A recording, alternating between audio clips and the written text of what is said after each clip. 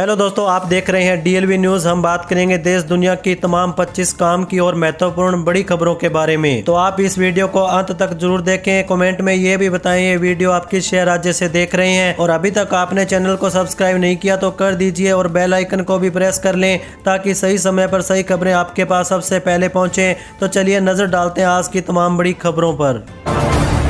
देखिए, पहली सबसे बड़ी खबर, संसद के बजट सत्र का आगाज हो चुका है। सुबह 11 बजे राष्ट्रपति द्रौपदी मुर्मू संसद को दोनों सत्रों से संबोधित किया। राष्ट्रपति ने कहा कि सरकार दलित गरीबों के लिए काम कर रही है। सरकार ने बीबीजी रामजी कानून बनाया। साल भर में 7 लाख महिलाएं लखपति दीदी बनी। हर क्षेत्र में महिलाएं आगे बढ़ रही है। ऑपरेशन सिंदूर से भारत सेना का शौर्य दिखा। अब वित्त मंत्री सीतारमण कल यानी 29 जनवरी को आर्थिक सर्वेक्षण 2025-26 पेश करेंगी और 1 फरवरी को बजट आएगा। वहीं अगली बड़ी खबर देखिए, महाराष्ट्र के उप मुख्यमंत्री अजित पवार का बारामती में एक विमान दुर्घटना में दुखद निधन हो गया। मुख्यमंत्री से चुनाव प्रचार के लिए जाते समय लैंडिंग के दौरान उनका विमान दुर्घटनाग्रस्त हो गया, जिसमें सवार सभी 5 लोगों की जान चली गई। उत्तर प्रदेश के मुख्यमंत्री योगी आदित्यनाथ, उप मुख्यमंत्री ब्रजेश पाठक और केशव प्रसाद मौर्य सहित कई नेताओं ने इस हृदय विदारक घटना पर गहरा शोक व्यक्त किया।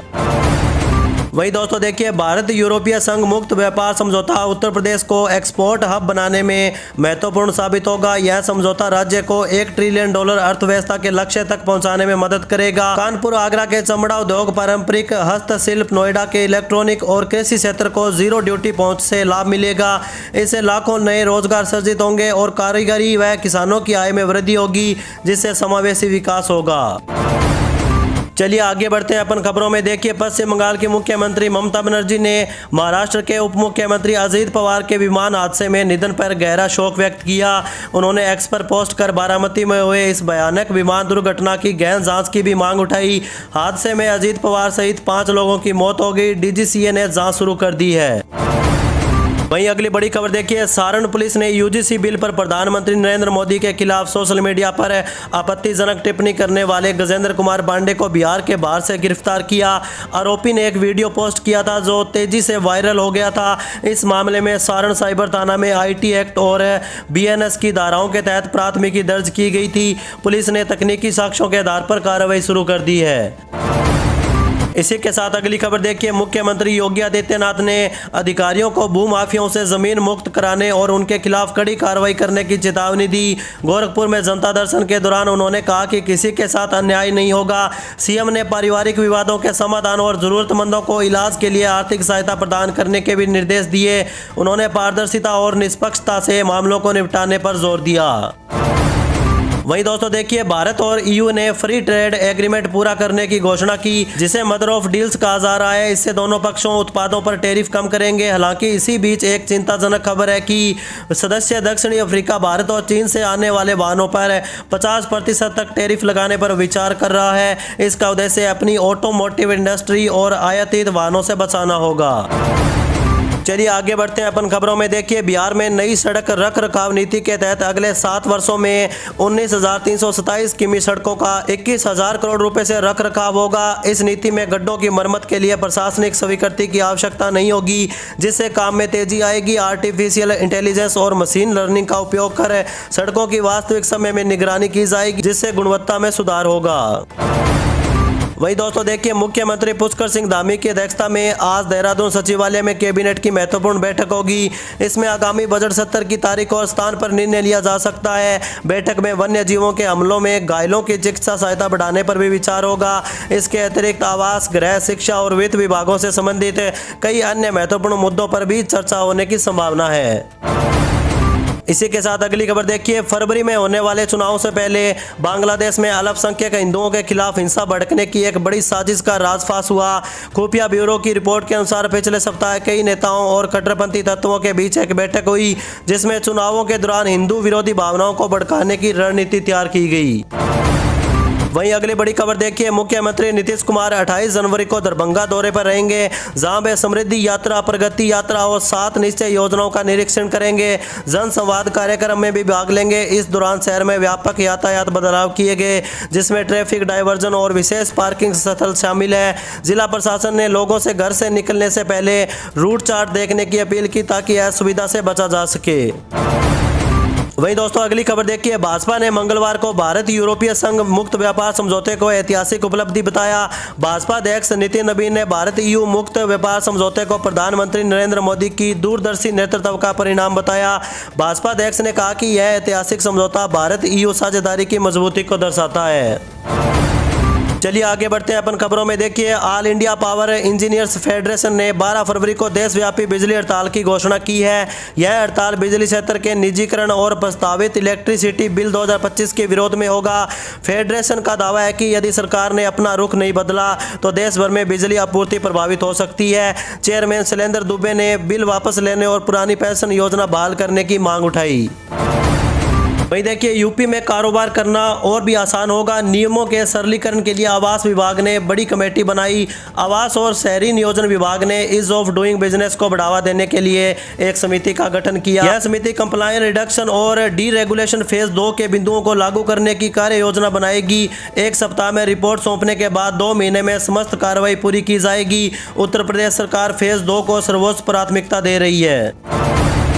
चलिए अगली खबर देखिए, आध्यात्मिक गुरु बताकर परिणाम के जरिए बीमारियों को ठीक करने का झांसा देकर दिल्ली निवासी कथित स्वामी ने युवती के साथ दुष्कर्म किया। आरोप है कि आरोपित ने युवती को दवा के नाम पर धोखे से नशीला पदार्थ खिलाकर उसके साथ दुष्कर्म किया। पुलिस ने मुकदमा दर्ज कर आरोपित को दिल्ली से गिरफ्तार कर लिया है। वहीं दोस्तों देखिए, आम आदमी पार्टी ने चंडीगढ़ मेयर चुनाव को लेकर पंजाब एंड हरियाणा कोर्ट में याचिका दायर की। इसमें रिटायर्ड जज को स्वतंत्र चुनाव ऑब्जर्वर नियुक्त करने और निगम सदन में CCTV लगाने की मांग की गई है। यह याचिका आम आदमी पार्टी मेयर प्रत्याशी योगेश ढिंगड़ा ने डाली, जिस पर बुधवार को सुनवाई हुई। चलिए अगली बड़ी खबर देखिए, बिहार सरकार ग्रामीण क्षेत्रों में बेहतर चिकित्सा सुविधा हेतु सरकारी डॉक्टरों की निजी प्रैक्टिस पर रोक लगाएगी। इसके लिए डॉक्टरों को प्रोत्साहन और सुविधा देने की नीति बनाई जा रही है। एक 6 सदस्यीय समिति का गठन किया गया जो निजी प्रैक्टिस पर रोक के व्यवहारिक पहलुओं और समाधान का अध्ययन करेगी। इस कदम से सरकारी अस्पतालों में सेवाओं की गुणवत्ता और डॉक्टरों की उपलब्धता में सुधार की उम्मीद है। वहीं देखिए दोस्तों, राष्ट्रपति द्रौपदी मुर्मू ने संसद के बजट सत्र को संबोधित किया, जिसमें सरकार की प्राथमिकताओं और उपलब्धियों पर प्रकाश डाला। उन्होंने सामाजिक न्याय, अर्थव्यवस्था, अंतरिक्ष क्षेत्र में भारत की प्रगति और पूर्वी भारत के विकास पर जोर दिया। सत्र 2 चरणों में चलेगा, जिसमें आर्थिक सर्वेक्षण और केंद्रीय बजट पेश किया जाएगा। राष्ट्रपति ने गरीबी उन्मूलन और भविष्य के सुधारों की भी बात की। इसी के साथ अगली खबर देखिए, सुप्रीम कोर्ट ने फैसला सुनाया कि लोक सेवकों के खिलाफ शिकायत दर्ज करने के लिए शपथ पत्र देना अनिवार्य होगा। यह निर्णय झूठे आरोपों पर अंकुश लगाने और सरकारी अधिकारियों को अनावश्यक उत्पीड़न से बचाने के लिए लिया गया है। कोर्ट ने न्यायिक अधिकारियों के समान ही लोक सेवकों के लिए भी यह मानक तय किया गया। मजिस्ट्रेट्स को निराधार शिकायतों को खारिज करने का अधिकार भी दिया गया है, लेकिन इसके लिए ठोस कारण होने चाहिए।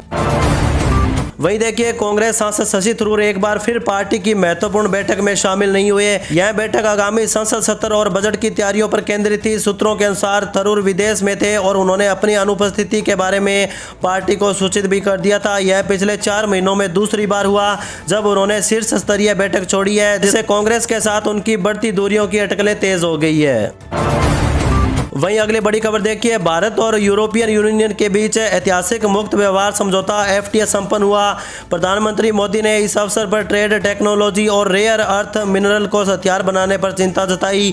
बिना नाम लिए ट्रंप पर निशाना साधा। उन्होंने EVs, बैटरी और चिप्स में बाहरी निर्भरता कम करने और विश्वसनीय सप्लाई चेन बनाने का आह्वान किया। PM ने कहा कि यह FTA वैश्विक उथल पुथल के बीच सकारात्मक संदेश देता है। चलिए आगे बढ़ते हैं अपन खबरों में। देखिए, क्या आप भी सोच रहे हैं कि 60 की उम्र के बाद खर्च कैसे चलेगा? क्या कोई ऐसी पेंशन स्कीम है जिसका फायदा आर्थिक रूप से कमजोर लोग भी उठा सकते हैं? तो आपको टेंशन लेने की जरूरत नहीं है। हम आपको आज एक ऐसी योजना के बारे में बताएंगे जिसका फायदा देश भर में लोग उठा रहे हैं। इस योजना में खाता खुलवाकर आप 60 की उम्र के बाद 1000 से 5000 रुपये तक पेंशन हर महीने पा सकते हैं। अगर पति पत्नी दोनों इस योजना में शामिल होते हैं तो 10,000 रुपये महीने पेंशन का भी जुगाड़ हो सकता है। केंद्र सरकार की अटल पेंशन योजना के तहत महज 210 रुपये महीने देकर 5000 रुपये महीने की पेंशन पा सकते हैं। केंद्र सरकार की यह योजना कमाल की है। वहीं अगली बड़ी खबर देखिए, शहरी क्षेत्रों में परिवहन व्यवस्था को और सुदृढ़ किया जाएगा। इसके लिए सरकार ने 1225 नई वातानुकूलित इलेक्ट्रिक बसें खरीदने का फैसला किया।